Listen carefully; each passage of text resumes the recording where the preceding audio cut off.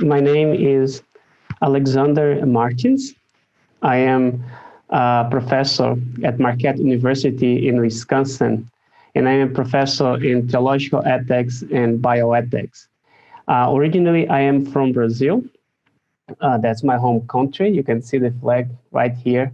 That's I am recording from my also at home. So then I am very happy to talk to you and Tuesday in this video. And I hope you can learn something from what I have to share with you. So I would like to thank you, Father King, for the invitation for me to deliver this talk. Unfortunately, because of the pandemic, we have to do in this way, virtually, but it's also an opportunity in the way you can interact with me, listen to this video, and the PowerPoint will be made available for you later. And then you can also consult what I said. There are some sources, a bibliography that will be also available for you. And I will make available my email. If you have any questions, please be free to talk to me and email me anytime. I'll be very happy to dialogue with you, hear your criticism, your concern, and also answer to your questions. Okay? As I said before, I'm from Brazil, and I hope you can understand my accent. I'm trying to speak clear as much as I can in slow, in the way that make easy for you to understand what I am saying. To help us, I will share a PowerPoint. And I will just share now the PowerPoint in the way I will be speaking while you see the PowerPoint that can help our understanding. So I think you can see me in the right corner of your screen, a little bit, that's me. And then here it's the talk. So the title of the talk is Integral Ecology and Learning from Below, Care for the Earth and Care for the Poor. I created this talk first time I believe something connected to that was, I think, more than a year now, in California. Father King invited me to talk to his parishioners in his parish. And I had the opportunity to share some of my work and my perspectives to them. And I am presenting kind of the same, not the same presentation, but the same background, however, way updated now and adapt to your level of understanding. So I want to present the Pope Francis perspective of integral ecology and also what I am calling learning from below. I think that is very key in his perspective. And you understand that because I will be talking not only about the encyclical that we all know, Laudato Si, but his thought as a role that crowned our understanding and our action for the protection of the environment, for the protection of the common home. And for that, I will go beyond the Laudato Si because I include the thought of his apostolic exhortation about the synods of the Amazon that called a Querida Amazonia, Querida Amazonia is the title in Spanish, but it's called the Beloved Amazon. So this will be my presentation, and to help me on that, I will follow that 4 steps. One, I will present Francis' method of dialogue and encounter. Second, I will show what encounter means for him, that is encounter of learning and learning from the poor.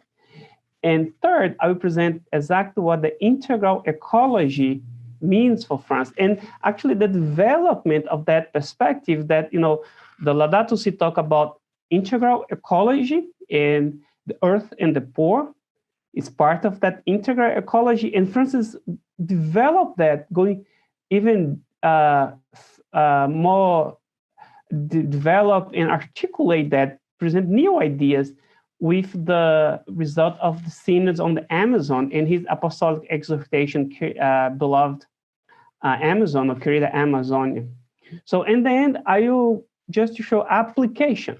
And I will show, based on my practice, I am a healthcare provider as well. So I will say how I apply Francis' thought, Francis' perspective in my work as a person who cares about global health. So it's just like an example of application of that thought and how I do that, and also end my talk with a conclusion that I hope inspire you to think about how I believe you are applying many of the Francis thought in your own pastoral work, in your own ministry, and then how I can present my own experience, that you can see how you present and how I can somehow, with Francis, inspire you, or at least encourage you to keep doing the good work you are doing, or even develop new initiatives. And of course, I'll be very welcome to hear from you. Email me some elements you can help in my own work as well. I'll be willing to receive emails and engage in a dialogue with you in the way I can learn from you and also improve my work in global health. So here, Francis' method of dialogue. So Francis' method of dialogue and encounter. And it's very specific and very clear in his pontificate that Francis have a method of collegiality. He see the church as a college that works together. And he see the part of this college of cardinals, but also the college of bishops, all the bishops and episcopal conference, as part of that church who dialogue and who think together, who make decisions together. And he include in that perspective not only the hierarchy of the church, the bishops and the cardinal, like the bishops and the pope, but also he wants to hear the community.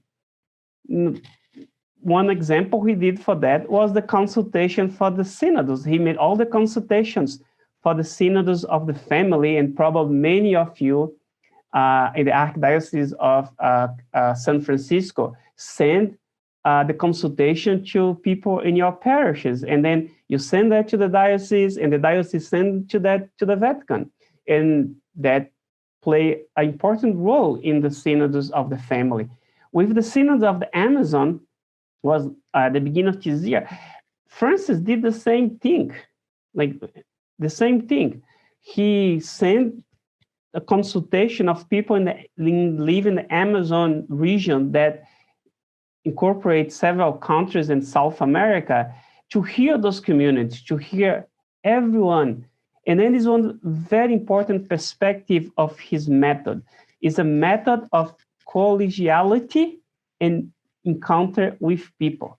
That is based on dialogue. And Francis, here, the dialogue continue the Vatican II.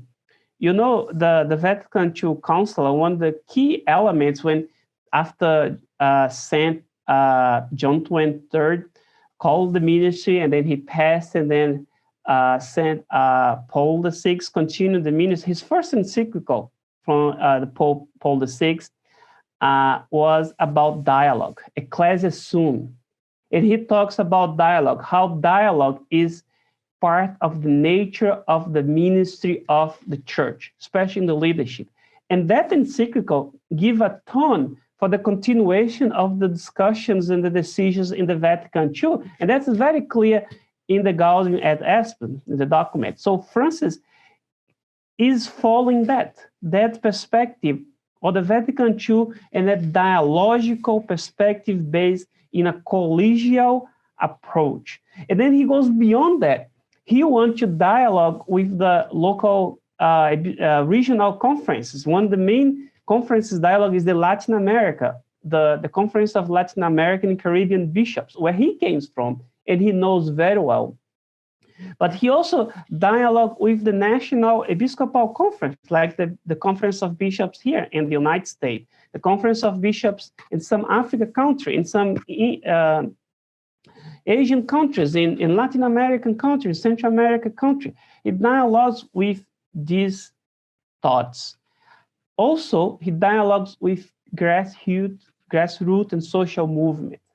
Pope Francis have led social movement meetings in the Vatican, and leaders, community leaders from grassroots movements, pastoral movement, have come to the Vatican to meet with Francis and dialogue with him. Francis also in his trips, especially to Latin America, and I recollect here the one in Bolivia, then I was there the time he visited, he has a world meeting of social movements in which he sat on the table with grassroots leaders and dialogue with them. So that is present in his teaching, just the ideas and dialogue he learned from those dialogue. And also with indigenous people. I will mention that later because when you talk about Querida Amazônia, the apostolic exhortation, it's very clear how he asks us to listen to the voices of the indigenous people, what they call original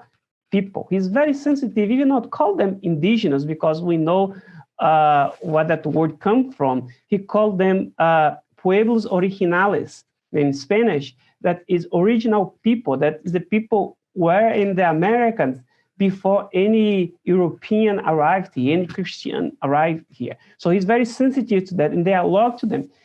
And then he, of course, dialogue with the scientists, is open to dialogue with scientists and secular and non-Christian thinkers. So Francis is grounded in dialogue. His thought is collegial in the church, when inside of the church, and open to dialogue that go beyond the church.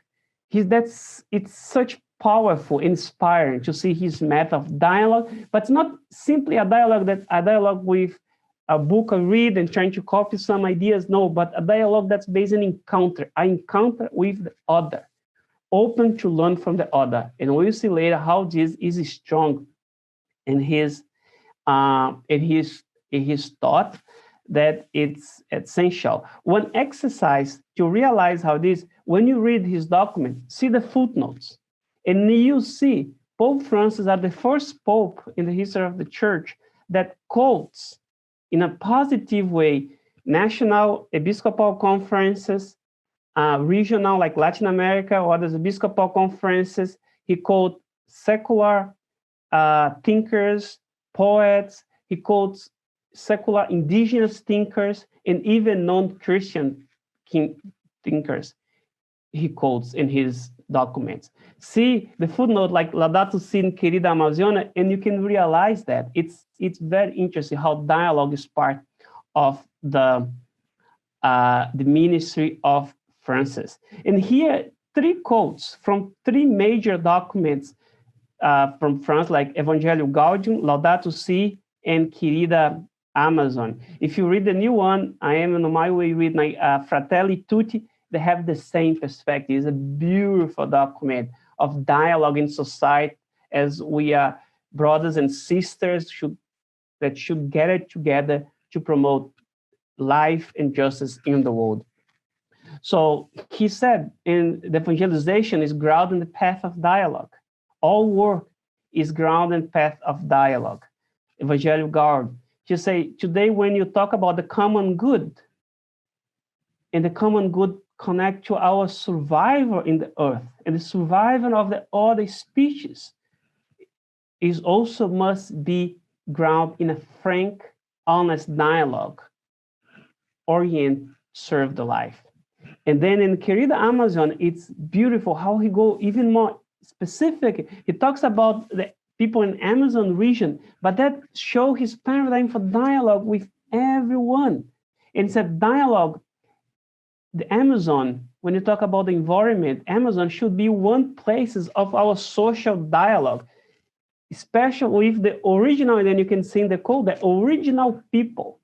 I think I love that sensitivity.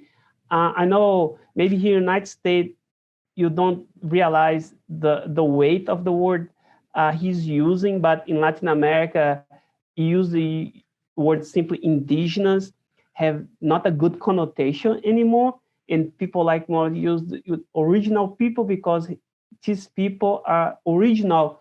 You're there in the earth, in that land, first than any immigration come or colonizers come. And Francis is very sensitive to that. And he said that people, the original people and the poor, are our first partners in dialogue. So, and it's kind of interesting also because the dialogue, if you see in the last sentence I put in that slide, he mentioned we dialogue with the poor not only on behalf of them to tell them something and hear something from them, but also is to respect them as have a leading role in society. For instance, trust. We have to dialogue with people, especially the poor, and in charge them of some leading role, especially in regard to the environment. So the original people are leaders in the way you should learn from them to protect the earth, the environment. Then I move to the second point, and that dialogue is based in that culture of encounter, that it's very, very strong in Pope Francis, the encounter and the learning from the poor. Because, Pope Francis promote that culture of encounter, but it's encounter that we learn from those we encounter. They learn from us too, is what exchanging, I like to call develop like a mutual learning. They learn from us, but we learn from them. And that it's very strong in his perspective of actions you can do to develop that integral ecology, to encounter with the poor, encounter with the other, everyone, encounter with the earth. It developed it better in the querida Amazon, and to learn. So the preference option for the poor became center in that theology of encounter of Francis, because Francis do not separate the ecological crisis from the socioeconomic crisis, in which he start the Laudato Si say, the earth is the first and the most vulnerable poor. And then you have the poor, who are the poor and vulnerable socially and economically.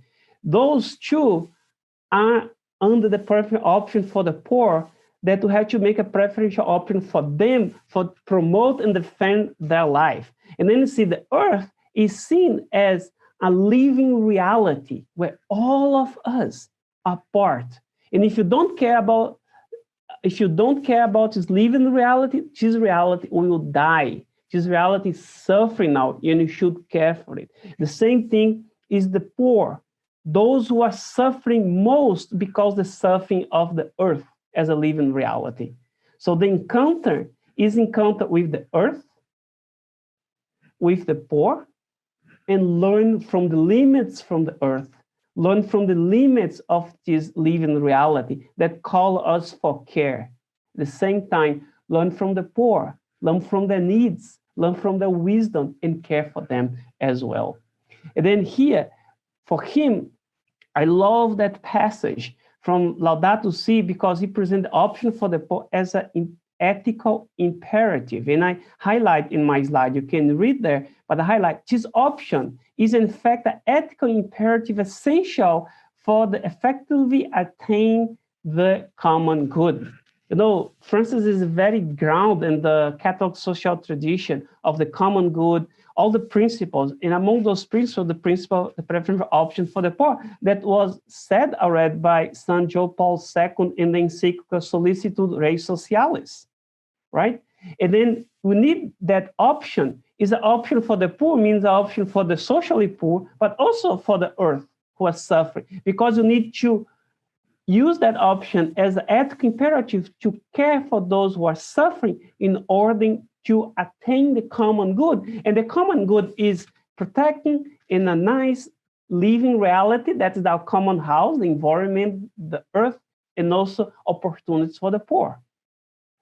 And in that sense, I move that me trying to understand and interpret the thought of Pope Francis, and my interpretation connecting his three documents, Evangelio Gaudium, Laudato Si, and Querida Amazônia, I see everything in Francis' thought to promote that, to see the preferential option for the poor as an ethical imperative in order to promote or to attain the common good, start with an encounter of contemplation. The encounter is a historical encounter, personal, because it happened in my life and impact me, that will change lives, change my way to see the world and my behavior. And that's beautiful because, preparing for that, that's something I went back to read about how our faith in Jesus Christ starts. And I love that encyclical from Pope Emeritus Benedict XVI, Deus Caritas Est, God is love. He started the encyclical say, our faith in Jesus Christ begin with an encounter, a personal encounter with him.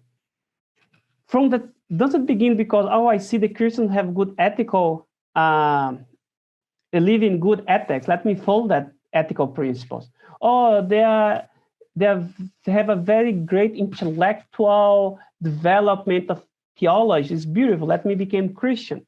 No, the ethical way you live or the theology we develop come after we actually have an encounter with is the base that sustain our faith, is Jesus Christ. After we encounter with Jesus, that encounter is encounter in the arms of the Trinitarian love. And then from there, we expand to live in a determined ethical way, to make love, caritas, our way to live ethically in the world. And from that encounter, we want to give reasons for that. We develop our thought, our theology. But everything begins with the encounter with Jesus. And then Francis said, this encounter with Jesus lead us to encounter with those Jesus encountered in his life, the poor. That's clear in the gospel. And Francis quote in the Evangelical Gaudium that the preferential option for the poor is a start as an encounter with the crucified face of Jesus in the suffering of the poor. So that encounter with the poor, that create that preferential option for the poor, is not a sociological option, but is a Christological option, because come from our faith in Jesus Christ. And then he moved on. Now in the Querida Amazon, he encouraged us to have also an encounter with the earth as a living reality that is suffering because exploitation and destroying without respecting the limits of the earth. So the earth has been in pain. It's crying. And we should encounter, and that encounter also encounter our faith in Jesus Christ and see that living reality suffering. That's in the sense I say the poor, and Pope Francis is the earth, is the socially poor, the marginalized, and also that is the base of everything is Jesus Christ. So we contemplate those crucified, the crucified earth, the crucified poor, and the crucified Jesus in a relation of love. To say that we encounter the crucified poor now is mainstream in our reality. You have the Jesuits, Ilacuria, Sobrino developed that. We are familiar with that. Documents develop that. But say the earth is also a crucified poor, that's new. Francis don't use that word, I have to be clear. That's my interpretation. He talked about in the number, Querida Amazônia, number 42, he said we should contemplate the suffering of the earth. And he mentioned that in Laudato Si many times. He didn't use the earth as a crucified. I am understand like that, make that parallel, that metaphor. the crucified Jesus, crucified poor, or crucified peoples, as Elacouri used to say, the crucified earth. All of them call us to encounter, to contemplate the suffering. And from that suffering, that embody us or send us to act in the way we care to promote life. And then here, I will mention very quickly an experience of, I had in my life that took me 20 years to realize that. When I was 17 years old, with a priest in my community, we went to visit, to serve an indigenous community in Brazil, in my home state. The indigenous name is Krenak. And that picture, you see that, the big picture of that mountain in the back, in the river. I'll talk about that river a lot. It's secret for that community. That community of Krenak is indigenous community or original people. It's very strong.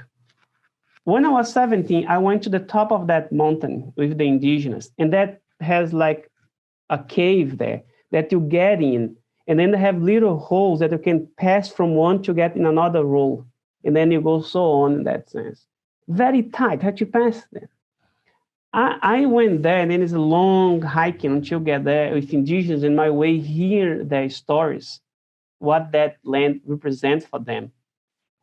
And in my kind of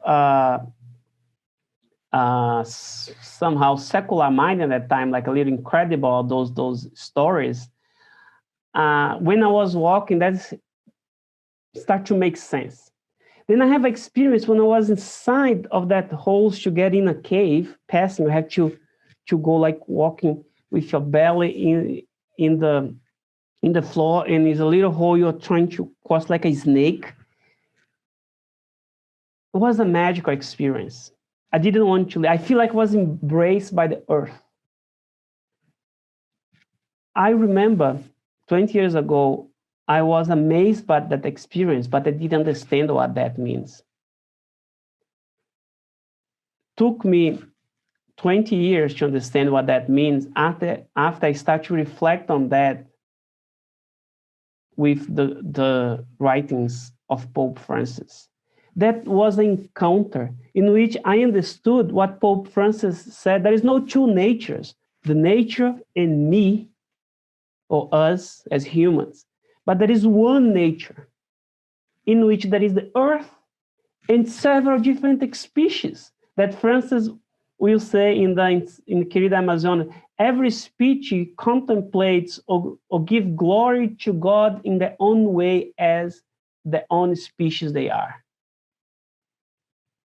And we are all that nature in which that shape a living reality that we are part of that, in which one have a different responsibility. That's the encounter. When we encounter the earth, and then the indigenous call us a mother earth, or Pachamama, some indigenous call.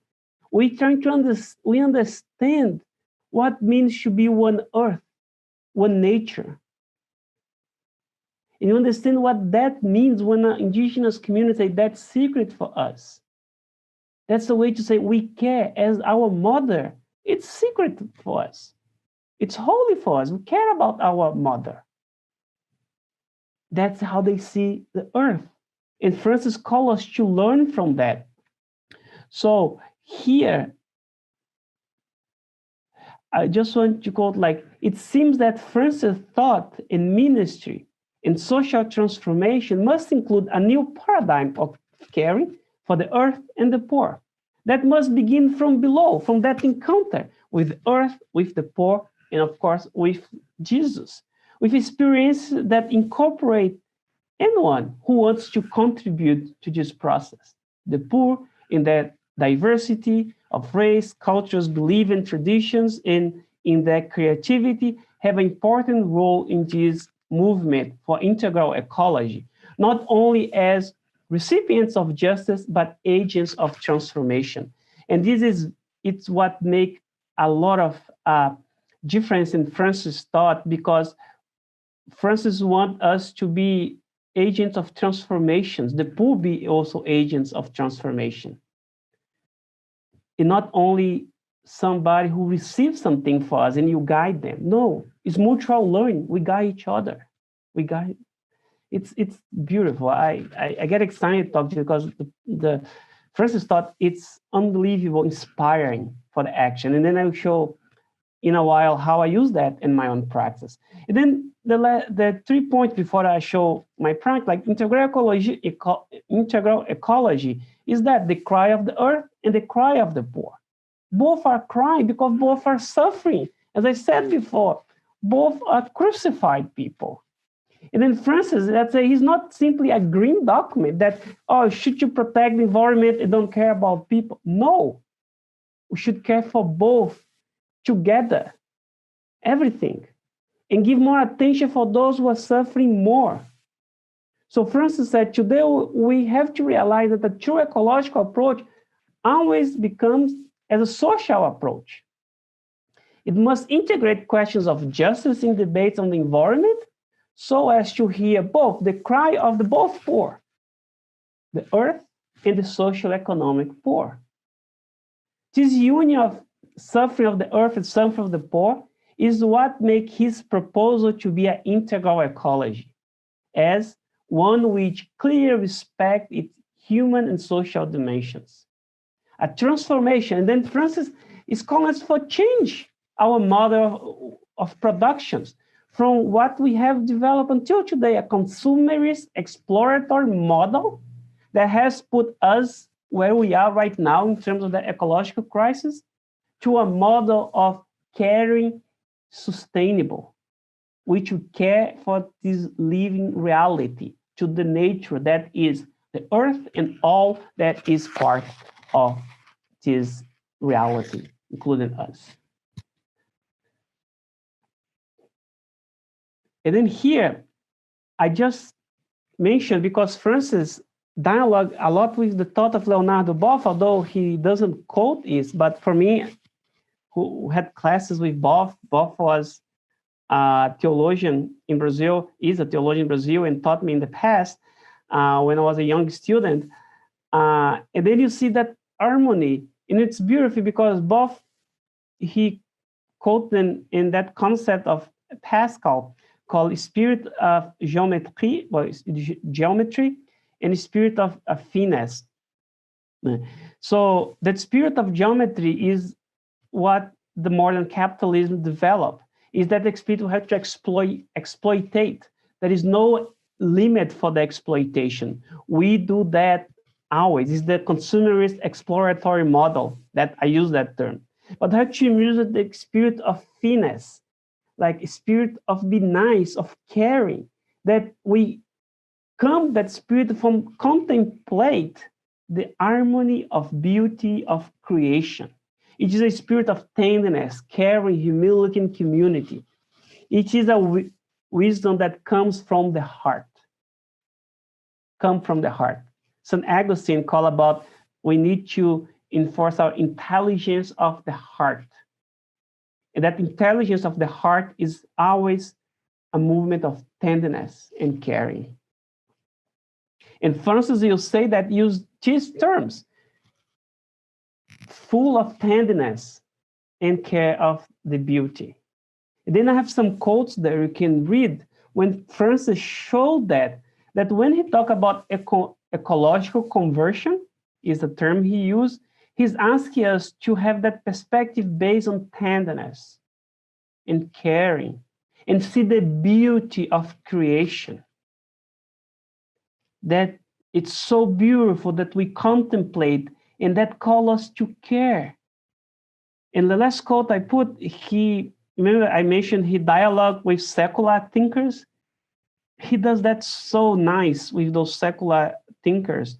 And he said, look that quote, popular poets enamored or in love of this immense beauty have tried to express the feelings that this river, he referred to Amazon River, invoke and the leave that it bestows as it passes amid a dance of dolphins, anacondas, trees, and canoes.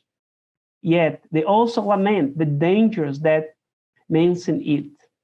Those poets, contemplative and prophet, help free us from the theocratic and consumerist paradigm that destroy nature and hope us of a truly dignified existence.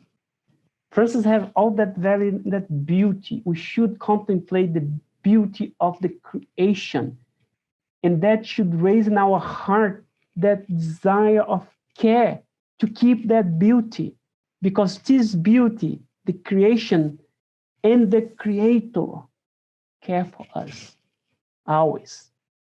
And our response should be responsible of love and caring. It's not beautiful? You can do like spiritual retreat about that. I think it's just amazing. And then here I move to my last point, and I hope you're not very tired at that point, listen to me for more than a half hour. I'll try to be quickly. I just give you some snapshots of this in the way you can reflect, and then you can go over to the PowerPoint by your own and try to reflect on that. And again, send emails with your questions. So how I inspired this and applied that thought in my work in global health. That's the area I work with and I care more, dedicate. And then I do in this perspective. First, the reality, trying to understand what's going on. Studies and that's, I put a key point, studies and narratives.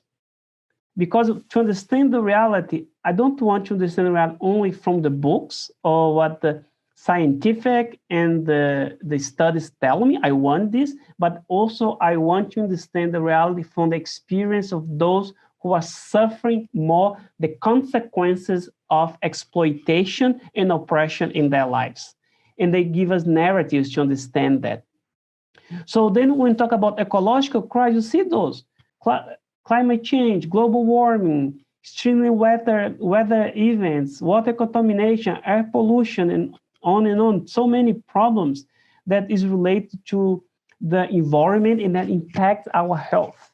So the World Health Organization say that how you can be healthy if we live in a place that we can breathe well because are polluted. How you can be healthy if the water you drink is not safe, right? How I can be wealthy if I don't have access to good nutritious food. Who suffer more of that?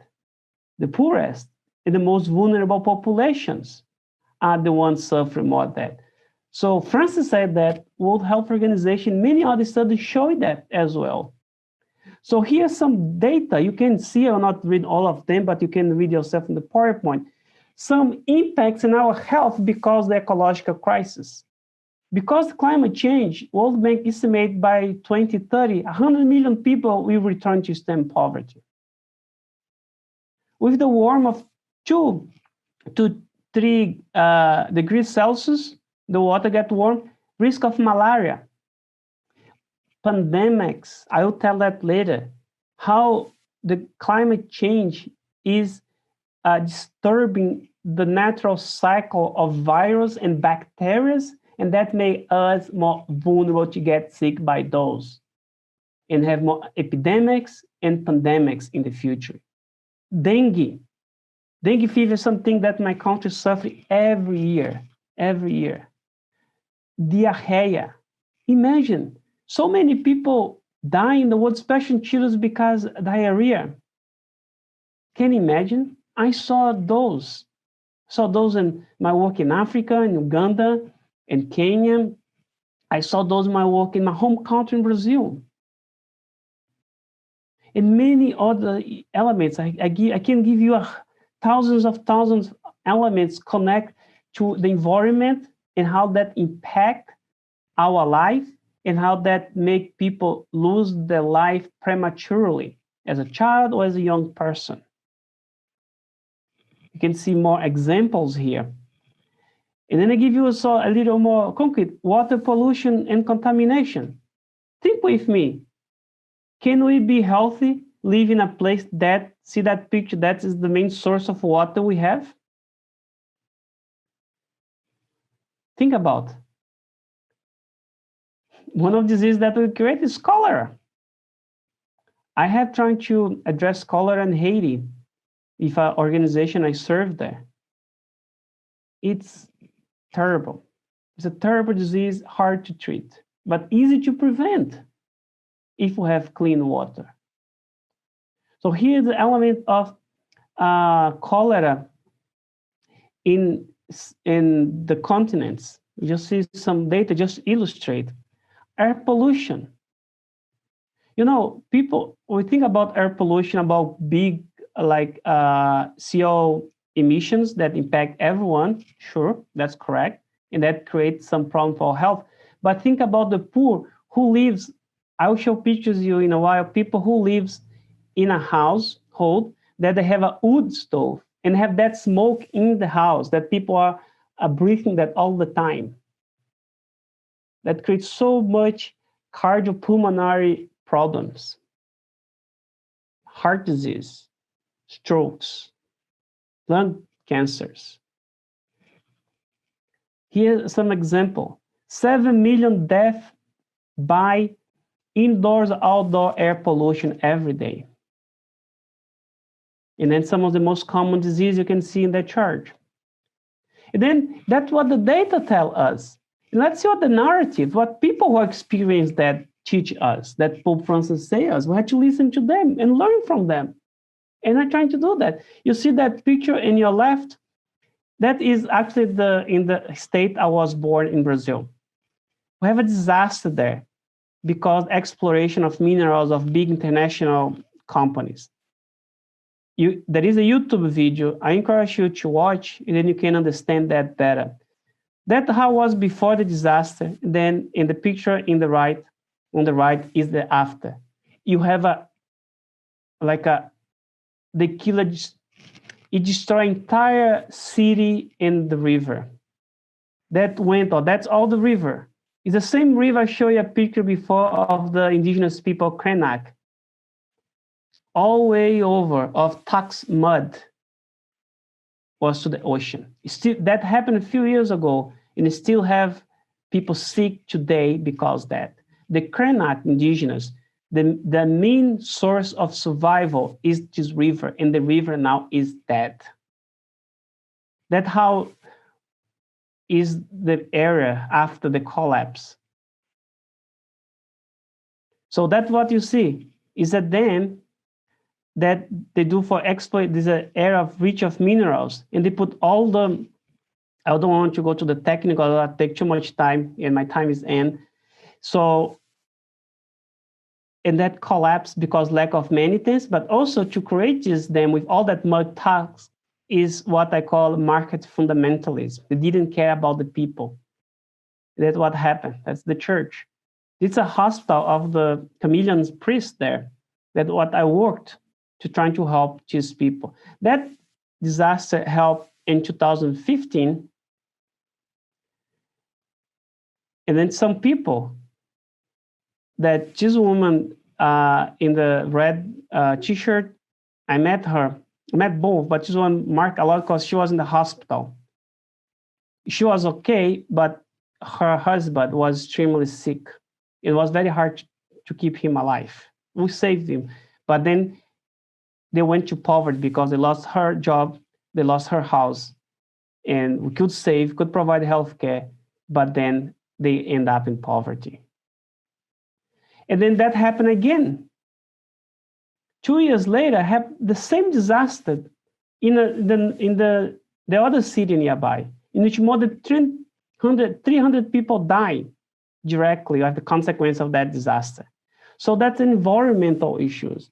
And he gives another example in Haiti. That river is the main source of water of this community in Central Plateau of Haiti, in Bibale, totally polluted and contaminated, is a source of cholera and disease. And people have to use that water to wash the clothes, to make food, and clean themselves. That's what I mentioned. That's a little house. Inside of this have a wood stove. How you can live there, breathing that smoke all the time. That the hospital, I used to work there. That picture I took when I was going 5 o'clock in the morning, go to the hospital. If you see people in the deep of the picture, is a line that is formed since the day before to try and hopefully they can see a doctor or a nurse to help them. Bolivia, I have a lot of work in Bolivia. That's with the indigenous called the Guarani, that they have that issue of malnutrition, chronic in all children's, have some flood there too.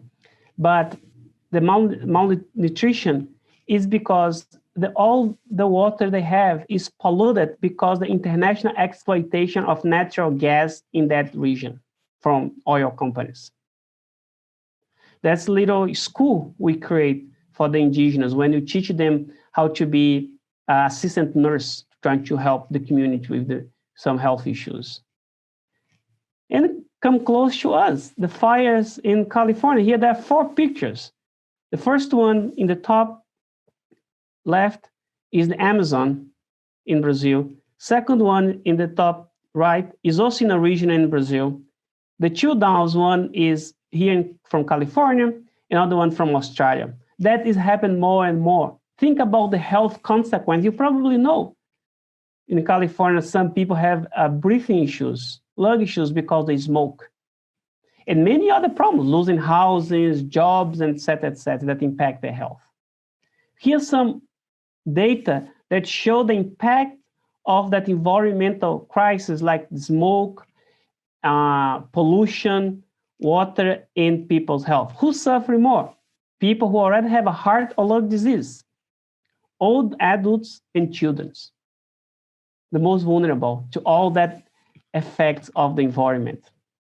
And then the connection to the pandemic. So we don't have enough evidences to show that the pandemic now of COVID-19 have a relation to the global warming or climate change. We don't have evidence. Maybe yes, maybe not.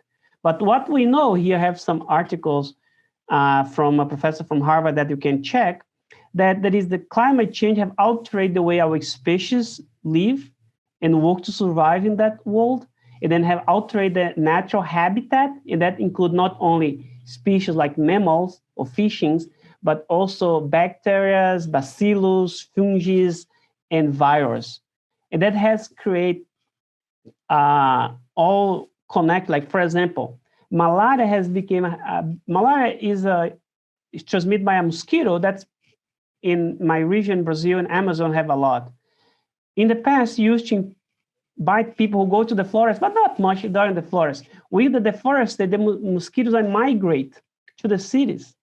Then they are biting more people. More people are getting sick because we destroy the natural habitat where those mosquitoes would be, and that mosquitoes migrate to where we are. So pandemics and epidemics have some connections with the ecological crisis. And then how should we get, again, I repeat about COVID-19 climate, we don't have evidences to show that connection, but I know there are people doing studies and they are suspicious that there are some, not the pandemic, the climate change create the pandemic, but climate change favor the spread of the virus. In the final reflection, that's see the reality, the integral ecology, see all that cycle and connect the cry of the earth or the cry of the poor.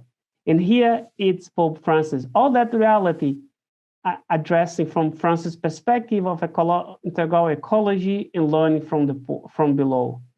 And here I give you some takeaways that helps to address that reality that I use to engage in that reality I just present to you. I will not read those takeaways, but the key points from Laudato Si, the integral ecology here, and also learning from below, key points from the apostolic exhortation, Querida Amazonia. So just for your reading, those elements help us to understand that reality, to engage with those people in that reality, and to care for those people in that reality. And then as a conclusion, I say all our effort should be in a community-based approach.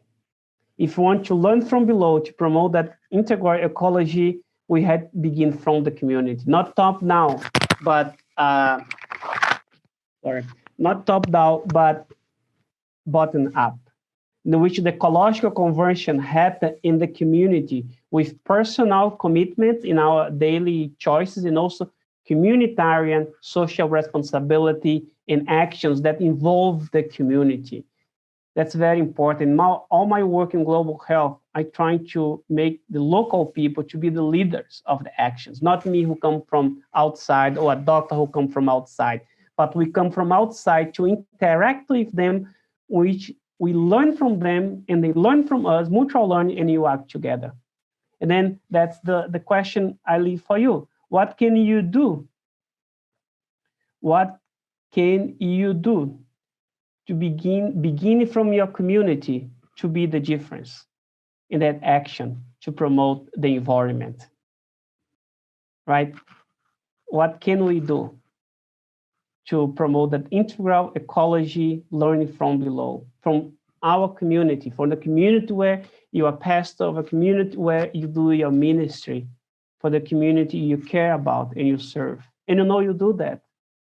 So if you probably are doing that, and then Francis, I hope can inspire you to continue your great work, and also to try to go here and there to make even better in order to promote, to contemplate the crucified Jesus, but also the crucified earth and the crucified poor, to promote life and the beauty of creation. Here's some sources you can consult this and can read, have some resources for you that you can find most of the things I just said here. With that, I conclude my talk, my presentation. So thank you. If you had the patience and didn't get too tired, listen to me in my accent from the beginning to the end. I hope that helps you in your reflection. I hope you can interact and dialogue with me. And one day, maybe I can visit you in California. You can have a dialogue in person. But please, take my email, send me email, send a message. I'll be very happy to dialogue with you. And if you need anything that I can do to support your work, to help your work, please let me know. And if you see anything you want to do to help my work, please come also to engage with me and the communities I am serving. Then we can help to build that integral ecology, listen the cry of the poor and the cry of the earth, learn from below, and help those we serve. So thank you very much. God bless all you, and have a great Clarity Studies Day, and God bless your ministry. Thank you very much.